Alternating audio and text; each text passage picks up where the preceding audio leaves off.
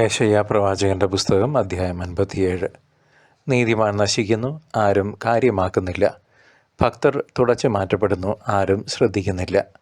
എന്നാൽ നീതിമാൻ വിനാശത്തിൽ നിന്ന് എടുക്കപ്പെടും, അവൻ സമാധാനത്തിൽ പ്രവേശിക്കും.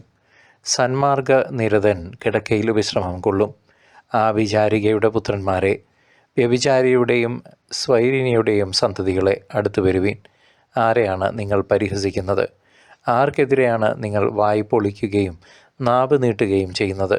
അതിക്രമത്തിൻ്റെയും വഞ്ചനയുടെയും സന്തതികളല്ലേ നിങ്ങൾ?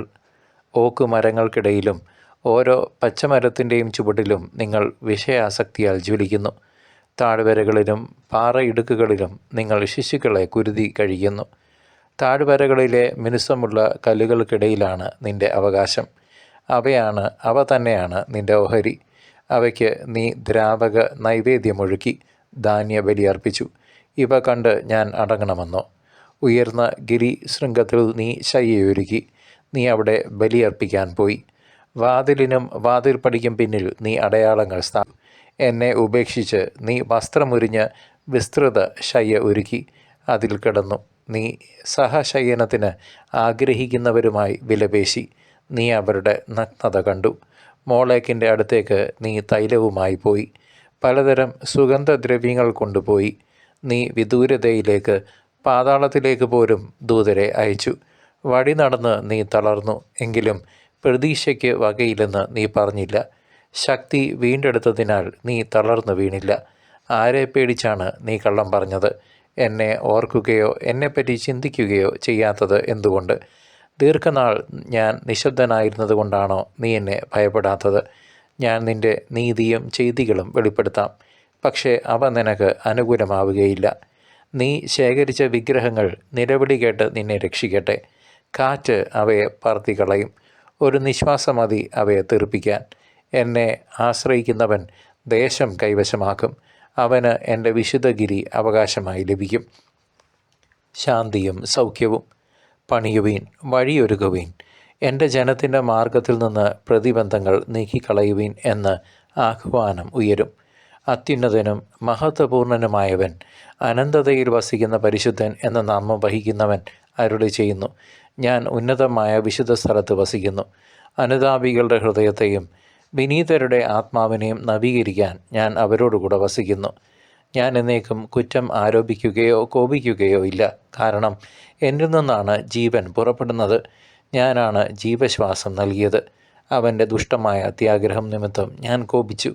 എൻ്റെ കോപത്തിൽ ഞാൻ അവനെ ശിക്ഷിക്കുകയും അവനിൽ നിന്ന് മുഖം തിരിക്കുകയും ചെയ്തു. എന്നിട്ടും അവൻ തന്നിഷ്ടം കാട്ടി പിഴച്ച വഴി തുടർന്നു. ഞാൻ അവൻ്റെ വഴികൾ കണ്ടു, എങ്കിലും ഞാൻ അവനെ സുഖപ്പെടുത്തും, അവനെ കൊണ്ടുപോയി ആശ്വസിപ്പിക്കും. അവനെ പ്രതി വിലപിച്ചവരുടെ അധരങ്ങളിൽ നിന്ന് കീർത്തനങ്ങൾ ഉയരാൻ ഇടയാക്കും. കർത്താവ് അരുളി ചെയ്യുന്നു: സമാധാനം. ദൂരസ്ഥർക്കും സമീപസ്ഥർക്കും സമാധാനം. ഞാൻ അവനെ സുഖപ്പെടുത്തും. ദുഷ്ടർ പ്രക്ഷുബ്ധമായ കടൽ പോലെയാണ്, അതിന് ശാന്തമാകാനാവില്ല. അതിലെ വെള്ളം ചെളിയും മാലിന്യങ്ങളും അടിച്ച് കയറ്റുന്നു. എൻ്റെ ദൈവം അരുളി ചെയ്യുന്നു: ദുഷ്ടന് സമാധാനം ലഭിക്കുകയില്ല.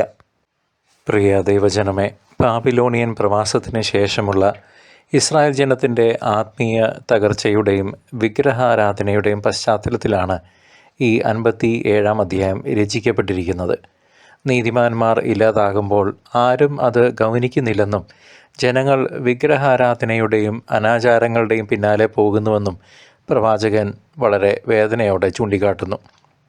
കപടമായ ആചാരങ്ങളെ മുറുകെ പിടിക്കുകയും ദൈവത്തെ മറന്ന് ജീവിക്കുകയും ചെയ്യുന്ന ഒരു ജനതയോടുള്ള കടുത്ത താക്കീതുമാണ് ഈ അധ്യായത്തിലെ പ്രധാന സന്ദേശം.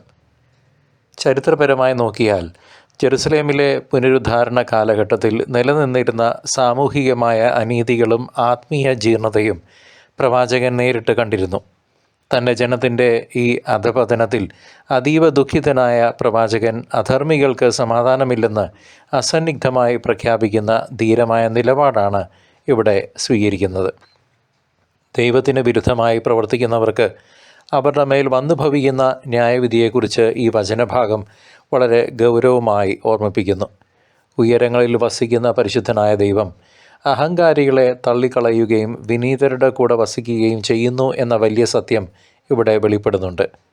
പ്രവാസാനന്തര കാലഘട്ടത്തിൽ ഈ പ്രവചനം ജനത്തെ തങ്ങളുടെ തെറ്റായ വഴിയിൽ നിന്ന് പിന്തിരിപ്പിക്കാനും ദൈവത്തിലേക്ക് മടങ്ങി വരാനും പ്രേരിപ്പിക്കുന്ന ഒന്നായിരുന്നു.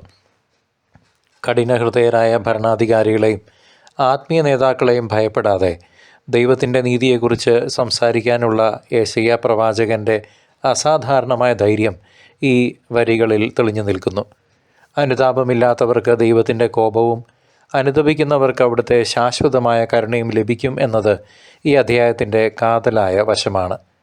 പ്രിയ സഹോദര സഹോദരി, ഇന്നത്തെ ലോക സാഹചര്യത്തിൽ ദൈവത്തേക്കാൾ ഉപരിയായി നശ്വരമായ നേട്ടങ്ങളെ ആധുനിക വിഗ്രഹങ്ങളെയും ആരാധിക്കുന്നവർക്ക് ഈ വചനം ഒരു വലിയ താക്കീതും കൂടിയാണ്. നൈമിഷികമായ സുഖങ്ങൾക്ക് പിന്നാലെ ഓടുമ്പോൾ നമ്മുടെ ആത്മാവിനുണ്ടാകുന്ന ശൂന്യതയെക്കുറിച്ച് യെശയ്യാ പ്രവാചകൻ നമ്മെ ബോധ്യപ്പെടുത്തുന്നു. ഹൃദയ നൊമ്പരത്തോടെ ദൈവത്തെ വിളിച്ചപേക്ഷിക്കുന്ന എളിയവരെ താൻ സൗഖ്യമാക്കുമെന്ന ദൈവത്തിൻ്റെ വാഗ്ദാനം ഓരോ വിശ്വാസിക്കും വലിയ പ്രത്യാശ നൽകുന്ന ഒന്നാണ്. സമാധാനമില്ലാത്ത ഇന്നത്തെ ലോകത്ത് യഥാർത്ഥ സമാധാനം ദൈവത്തിൽ നിന്ന്, കർത്താവിൽ നിന്ന് മാത്രമാണ് ലഭിക്കുന്നതെന്ന തിരിച്ചറിവ് നമുക്ക് അത്യന്താപേക്ഷിതമാണ്. വിനയവും ആത്മീയ ദാരിദ്ര്യവും കാത്തു സൂക്ഷിക്കുന്നവർക്ക് മാത്രമേ ദൈവത്തിൻ്റെ രക്ഷാകരമായ ഇടപെടലുകൾ സ്വന്തമാക്കാൻ സാധിക്കുകയുള്ളൂ എന്ന് ഈ അധ്യായം നമ്മെ പഠിപ്പിക്കുന്നു. ക്രിസ്തുവിൻ്റെ രണ്ടാം വരവിനായി കാത്തിരിക്കുന്ന നമ്മൾ ഓരോരുത്തരും ഹൃദയ വിശുദ്ധിയോടെയും ഒരുക്കത്തോടെയും ഇരിക്കാൻ ഈ തിരുവചന ഭാഗം ആഹ്വാനം ചെയ്യുന്നു. കർത്താവ് വീണ്ടും വരുമ്പോൾ അവിടുത്തോടൊപ്പം വസിക്കാൻ നമ്മുടെ ഹൃദയങ്ങളിലെ കല്ലും മുള്ളും നീക്കി വഴിയൊരുക്കേണ്ടത് നമ്മുടെ കടമയാണ്. നിങ്ങളുടെയും എൻ്റെയും. പശ്ചാത്തപിക്കുന്ന പാപിയെ തന്നോട് ചേർത്ത് നിർത്തുന്ന ദൈവത്തിൻ്റെ അതിരട്ട കാരുണ്യം നമുക്ക് പുതിയ ജീവിതം തുടങ്ങാൻ ശക്തി നൽകുന്നു. പരിശുദ്ധ ആത്മാവിലുള്ള നവജീവിതം നിത്യമായ വിശ്രമത്തിലേക്കും പ്രകാശത്തിലേക്കും നമ്മെ നയിക്കാൻ സന്നദ്ധനായ ദൈവത്തിൻ്റെ സ്നേഹത്തിൽ നമുക്ക് പൂർണ്ണമായും ശരണം വയ്ക്കാം. ഈ നിമിഷം തന്നെ വിശ്വാസത്തിൽ ഉന്നതി പ്രാപിക്കാനും നീതിയുടെ പാതയിൽ തളരാതെ നടക്കാനും പരിശുദ്ധാത്മാവ് നമ്മെ ഓരോരുത്തരെയും വഴി നടത്തട്ടെ എന്ന് പ്രാർത്ഥിക്കാം. സർവശക്തനായ ദൈവം നിങ്ങളെയും നിങ്ങളുടെ കുടുംബാംഗങ്ങളെയും നിങ്ങളുടെ ജീവിത സാഹചര്യങ്ങളെയും തൻ്റെ തിരുക്കുമാരൻ്റെ തിരുരക്തത്താൽ കഴുകി വിശുദ്ധീകരിച്ച് പരിശുദ്ധാത്മാഭിഷേകത്താൽ നിറയ്ക്കട്ടെ, ഇപ്പോഴും എപ്പോഴും എന്നേക്കും. ആമേൻ.